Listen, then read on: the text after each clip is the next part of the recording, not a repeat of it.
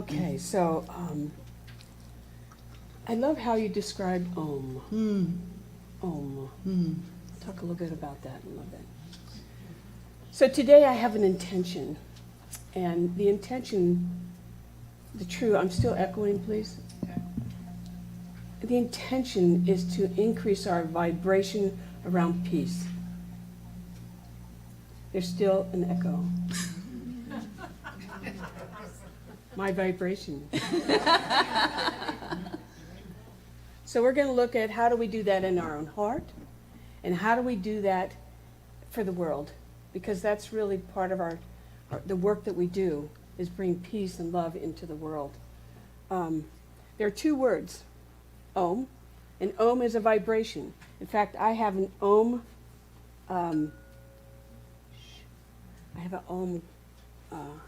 That I got this just for this talk, you know? I didn't know I was giving this talk. But this is the sound of Om, the real sound of Om. It's a higher pitch, but it's what the sound that everyone uses. It's the one sound that is within all of us. And then we have Shanti, which you did explain, is a Sanskrit word for peace.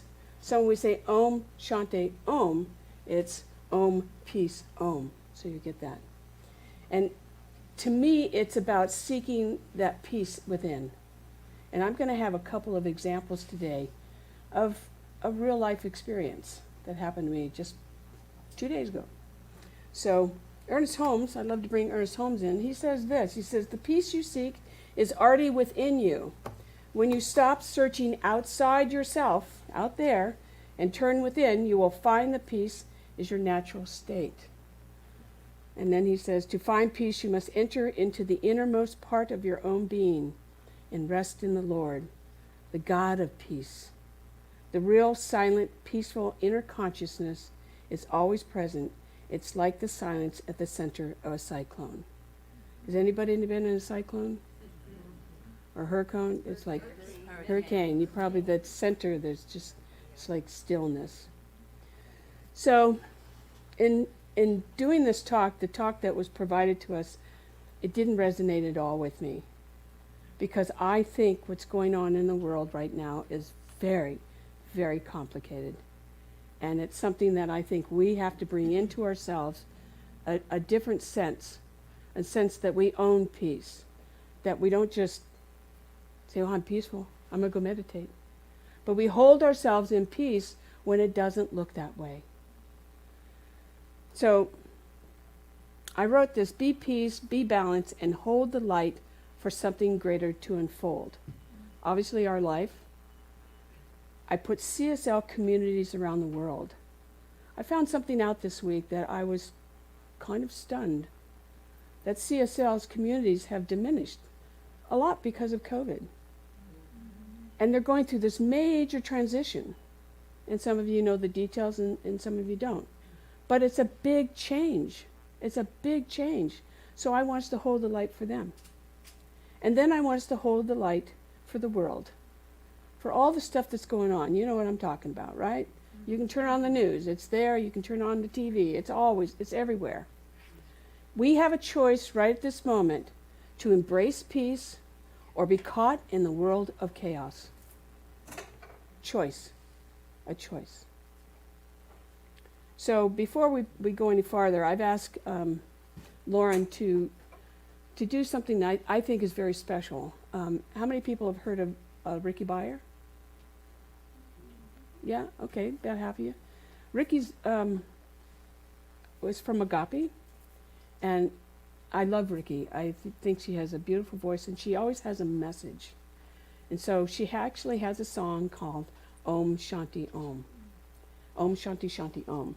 And so Lauren's going to sing with the recording and accompany her. So I'm going to invite you to close your eyes again, and just, I want you to feel the words. And if you need to, put your hands on your heart, and just allow that to feed your body. Let it go inside you. Then I'll come back on the other side.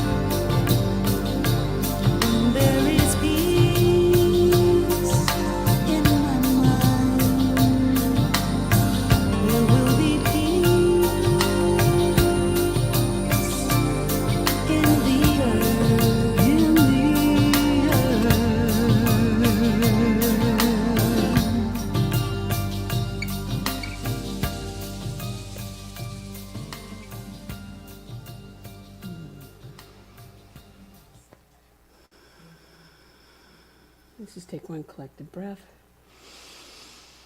Oh, when you're ready, you can open your eyes. Thank you. I loved when you all sang. Do you feel that? You feel what's going on there? You know, peace is about ourselves. Are we at peace with ourselves? Are we at peace with our friends, our co-workers, our landlords, the traffic? Are we at peace? Maybe, maybe not. And then, as Ricky says, in the environment. I think that's something we're really looking at right now. So, I'm going to introduce you to somebody that Reverend Sherry and I really like.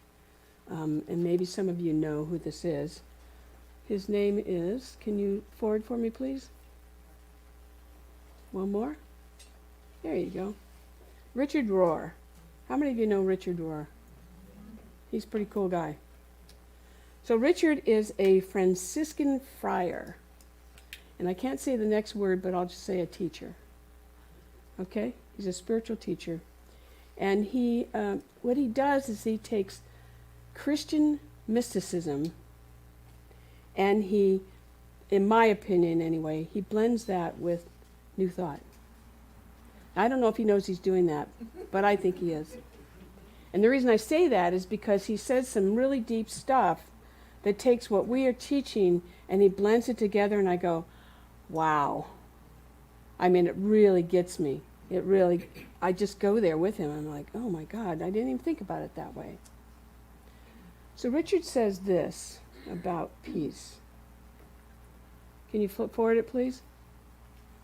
He says, peace is a holistic and deep spiritual experience that requires us to integrate our inner lives, surrender our need for control, and engage with the world in justice and compassion. To realize peace is rooted in contemplative awareness, divine union, and a non-dual acceptance of the entirety of life. This peace is not merely a personal experience, but one that calls us to actively work towards the well-being of all creations, So, as I mentioned earlier, I didn't quite get what the talk was today, and so I went to Richard and I said, what would you say? What would Richard say? And so he has quite a few things, and I'll be sharing those with you.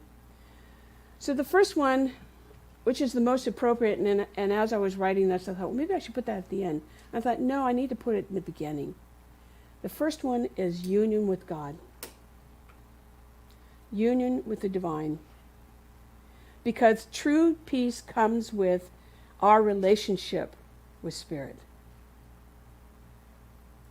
I'm going to ask for some hands here. How many people have been in trouble? How many people have closed their eyes and went, God, please help me? We all have. That's having a relationship. That's touching into the divine.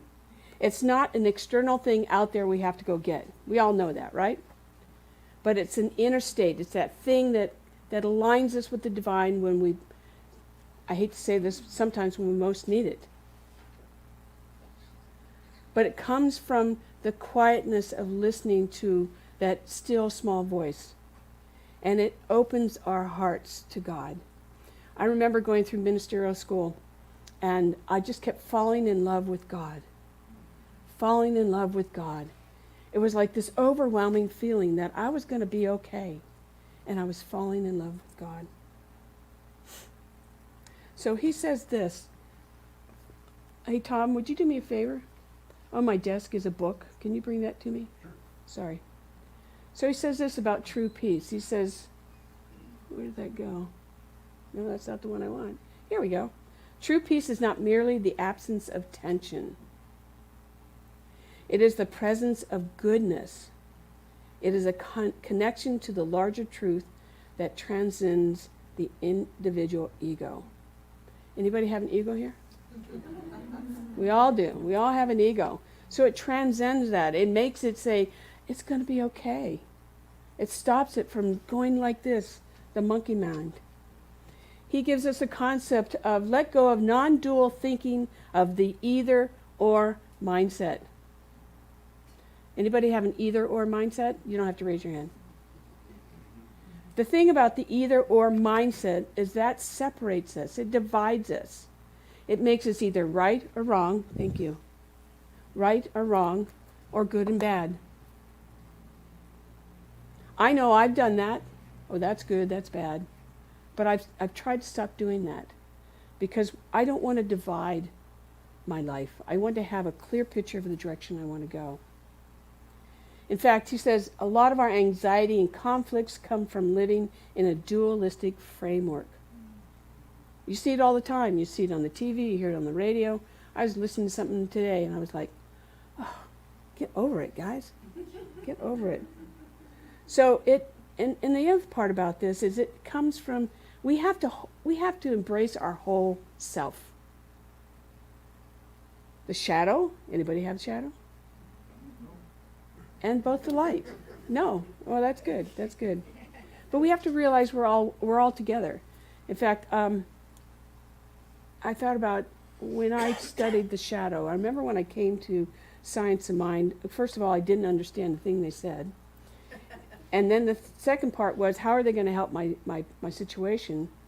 And the third part was, my mind was just going nuts because of what I've just gone through. And so I thought, okay, I'm going to study Science of Mind, and I'm also going to study the shadow. And so for 1 year, I read every book I could on the shadow, and then I watched myself, and I watched my shadow. I watched how it took hold of me. And one of the books that I read, this is probably the best part, it said, make friends with your shadow. Make friends with your shadow. Because when you make friends with your shadow, it starts to listen to you. I've talked to many of you about this, right? If you know your shadow and you love your shadow, it will start to listen to you and it will start to do the things you want it to do. But you have to recognize it. You have to know this is a part of you and not avoid it. Don't avoid it. And if you don't like it, you talk to it. Now that sounds crazy, right? But it's not. You have a conversation and you say, okay, I hear you, but we're going to do it a different way. Or I hear you and you're going to be okay. We're going to try this. And when you start to have that dialogue with your shadow, it starts to go, oh, I trust you because you're asking me what you think.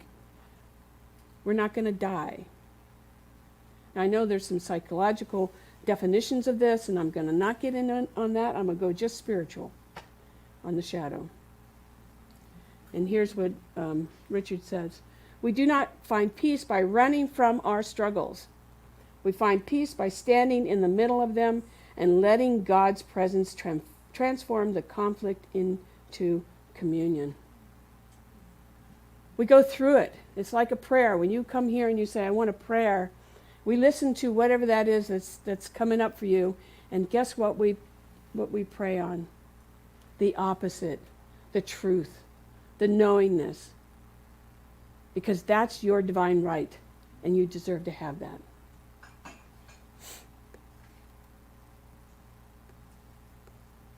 Just want to check something here. I wrote something in here, but I don't see it now. He talks about inner wholeness and integration. Integrating all the parts of ourselves, our wounds, our brokenness, and our gifts.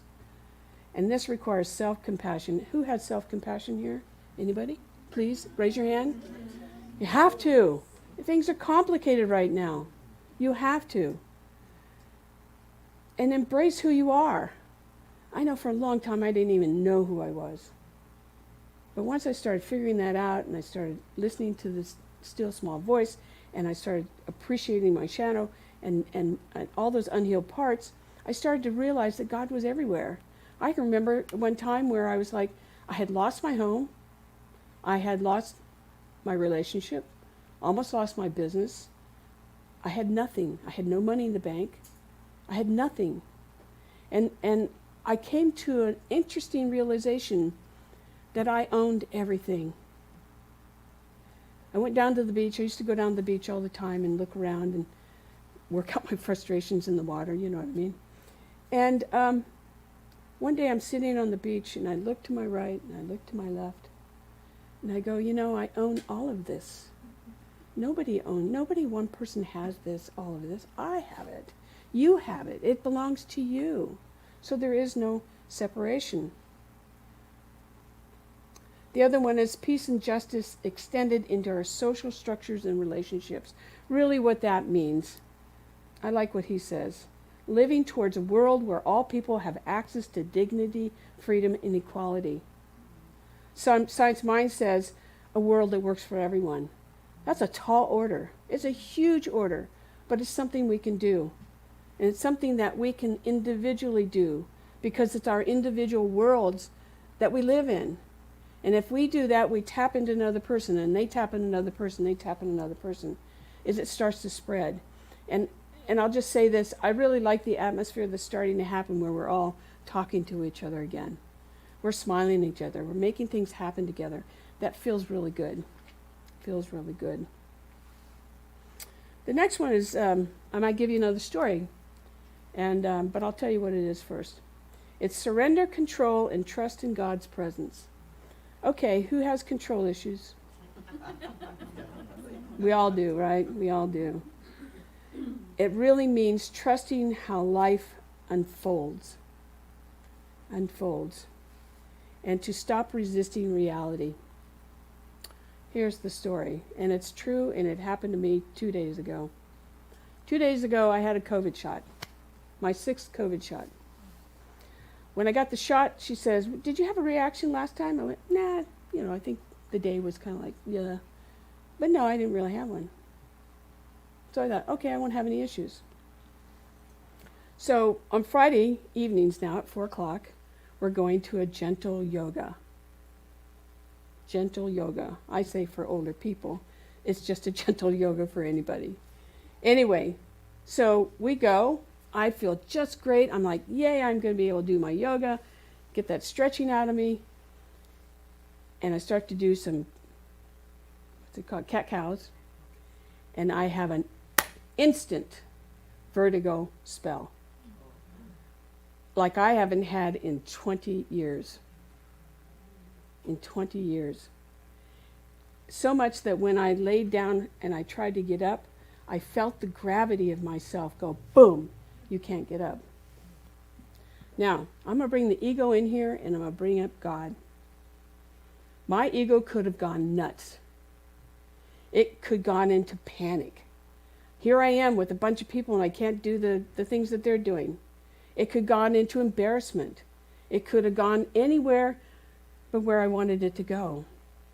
But because I really believe in God's presence, I just kept saying, okay, be calm. Be calm. What's that still, small voice telling you? And so I was calm for about 10 minutes, and this was an hour long. And then I heard this small voice say, do your maneuvers. Because what it is inner ear for me.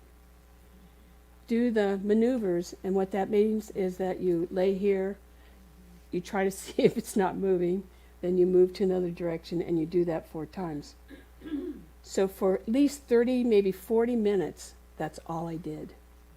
And the voice just kept saying, keep turning, keep turning, keep turning. And one time I turned, and boy, the ceiling was moving. I'm like, no, this is what I want.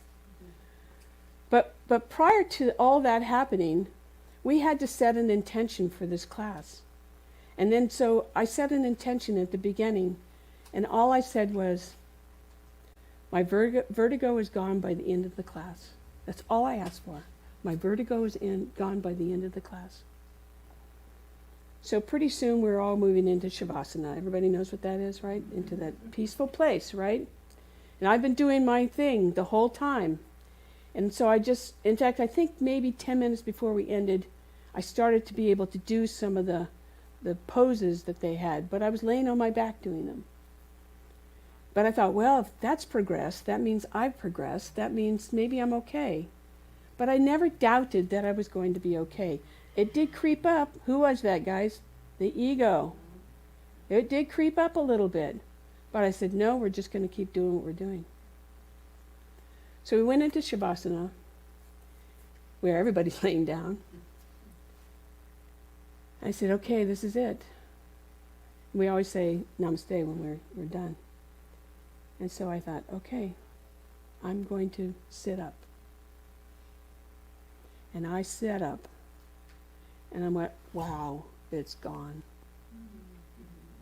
It's gone.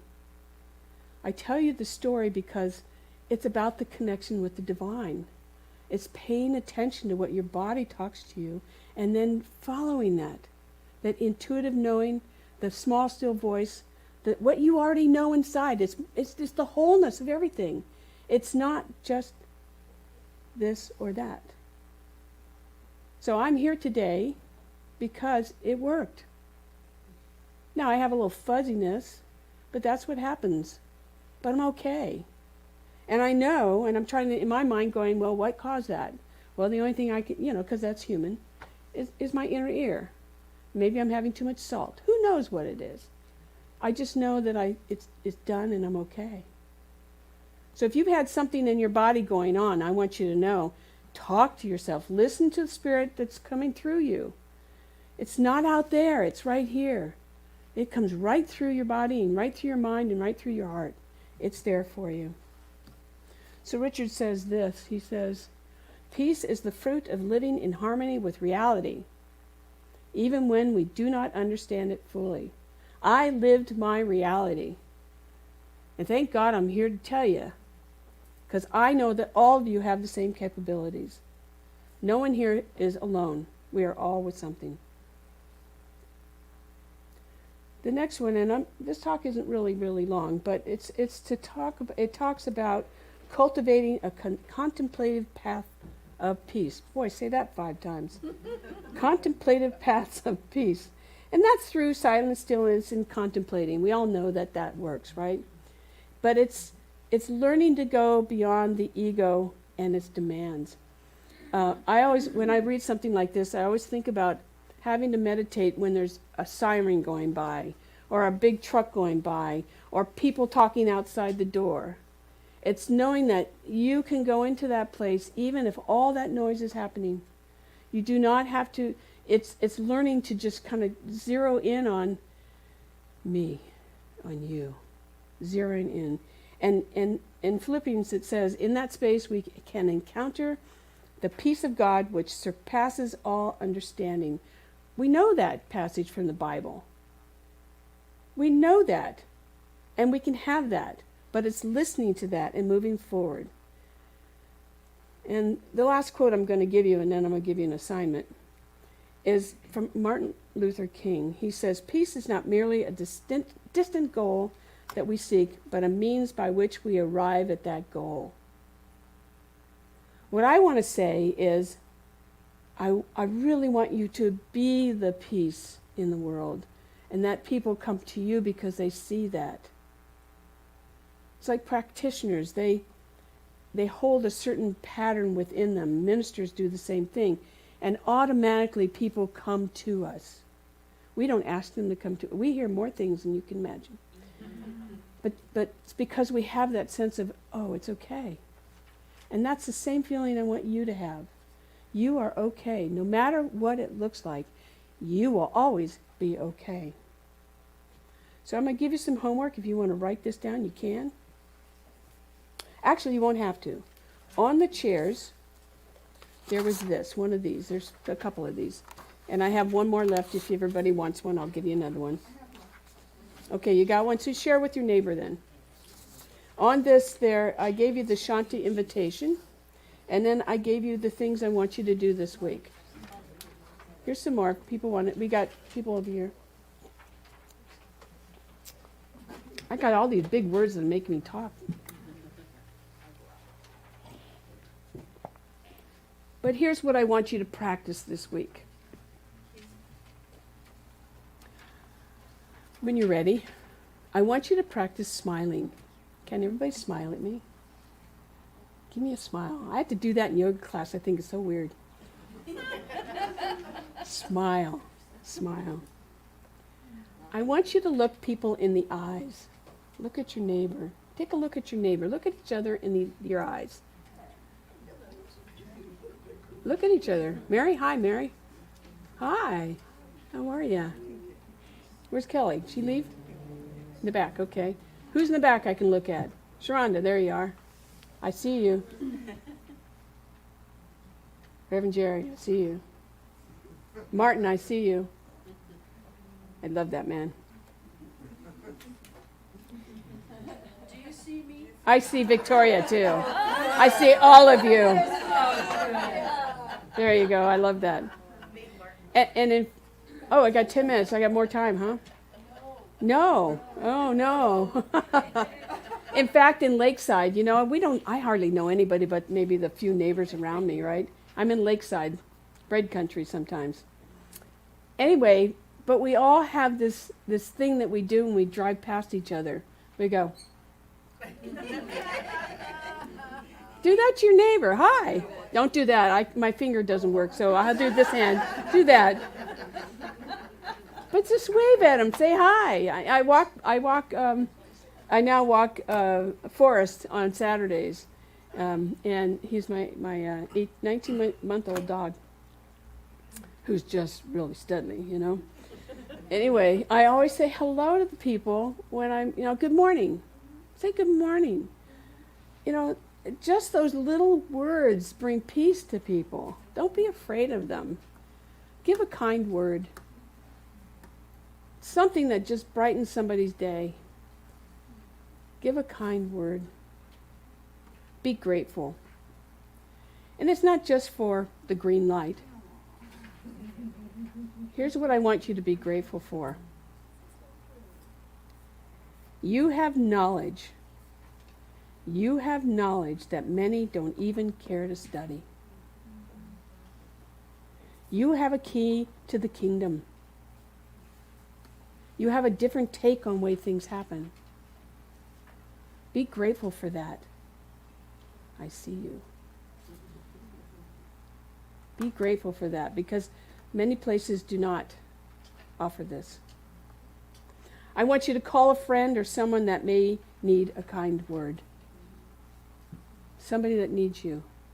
Call them. Just say hi. I'm here for you. And then the last thing is to, I also put, be kind to each other and those around you. Be kind to all of us. Start talking to each other. I think you do when you're here, but maybe when you're not here. Do something different. And then on your daily practice, just create more peace inside and around you. It's that simple. But you have to be the expression. You have to be the example. And don't expect it to come back or be them. You be it. And see what the reactions are.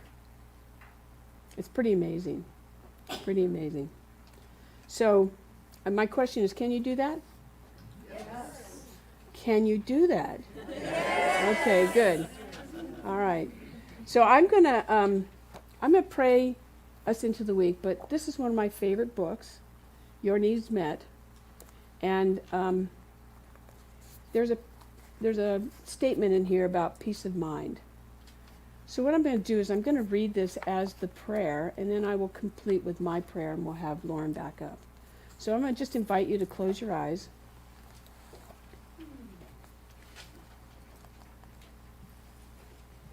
And when I say I am, I want you to say I am. It's you. This is about you. I am profoundly undisturbed. You want to repeat that? I'm profoundly undisturbed. I am profoundly undisturbed. And now just take the rest of the words in. I believe in the power of good in my life. You want to repeat this? That's good. There is no power in conditions. There is no power in conditions. There is no power in personalities. There is no power in personalities. I feel nothing done against me. I feel nothing done against me. Nothing can disturb me. Nothing can disturb me. Nothing in my past life has any power to hurt me. Nothing in my past life has power to hurt me. I am making my future by good thinking right now. I'm making my future by good thinking right now. I commit my way unto the divine law of good in my life.